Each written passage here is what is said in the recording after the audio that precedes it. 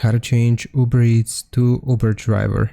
Now the first thing that we need to do is just Google search for Uber Eats to Uber Driver. You can do this on your phone as well, and just open up this first link, switch to driving with Uber. Now change from delivery to driving, we want to click on contact support to switch.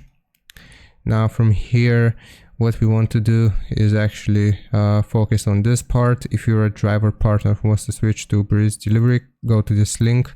Now ignore what this says, just click on go to link.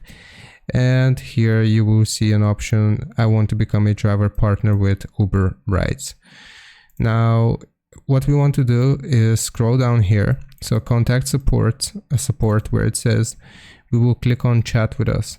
And it's going to open up the Uber Eats support, and here we can just type our message. I would like to change from Uber Eats to Uber Driver. And once we click on send here, it's going to connect us with the correct representative of Uber, and we can explain that we want to switch from Uber Eats to Uber Driver, and they will further assist you with the issue. I hope this helps. Leave a like and sub, and I'll see you next time.